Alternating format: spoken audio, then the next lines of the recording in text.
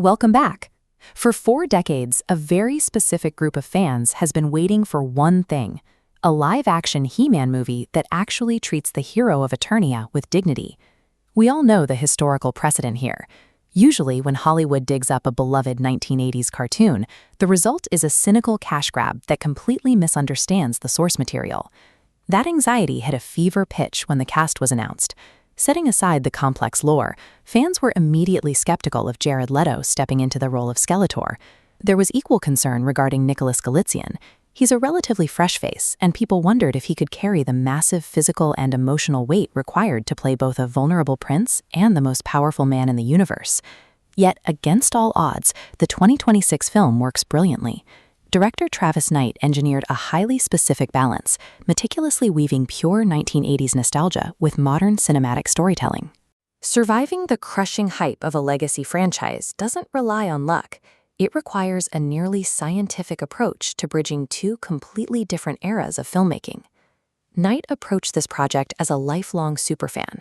He made a calculated decision to inject the pure filmation spirit, the exact tone of the original 1980s animation studio, directly into the live-action aesthetic. This starts with the audio.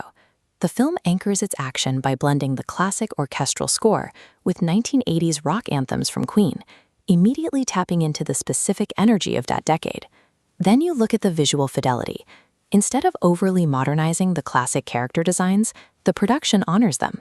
The Sorceress, played by Morena Baccarin, is a perfect example of taking an eagle-themed cartoon concept and translating it faithfully into live action. The film even weaves in subtle structural homages to Star Wars.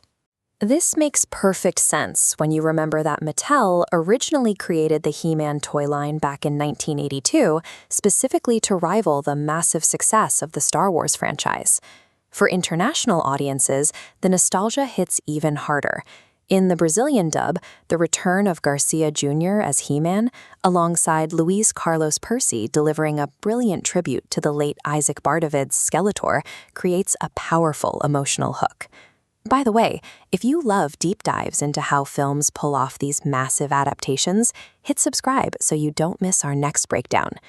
These nostalgic choices are highly calculated mechanisms. They are designed to immediately disarm older, skeptical viewers and validate their childhood memories from the opening frame. This diagram shows the classic circular hero's journey established by Joseph Campbell. Nostalgia alone cannot sustain a 2-hour film, so the script relies heavily on this structure to modernize the narrative, pulling the protagonist through the threshold and into the abyss to create real emotional depth. We see 2 divergent paths for the protagonist.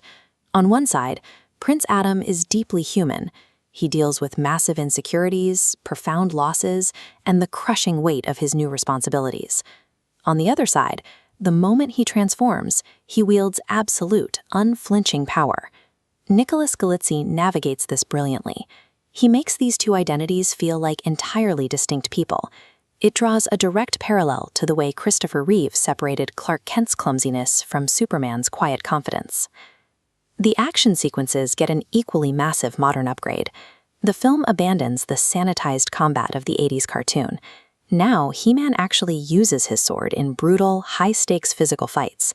The villain has to match that intensity. Jared Leto's Skeletor manages to balance the high-pitched mockery of the original cartoon with the terrifying, imposing menace introduced in the 2002 animated series. Nostalgia might convince the audience to buy a ticket, but this modern emotional weight and visceral danger is what actually keeps them glued to their seats. Now, to be entirely objective, the film isn't flawless. The script relies on a few noticeable conveniences simply to keep the massive, sprawling plot moving forward. There are also some sudden character shifts that feel a bit rushed, particularly when it comes to the development of Man-at-Arms, played by Idris Elba. You'll also notice occasional pacing hiccups caused by jokes that disrupt the tension of a scene. Plus, many fans will likely be slightly disappointed by the surprisingly limited amount of screen time Battle Cat gets in full armor. But those minor flaws are completely eclipsed by the film's grand scale.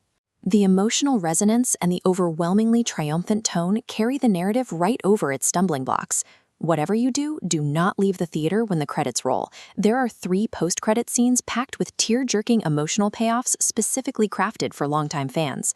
The 2026 Masters of the Universe proves that the ultimate formula for a successful reboot is treating legacy lore with profound respect, while radically evolving the psychological depth of its heroes. Thanks for watching, and we'll see you in the next video.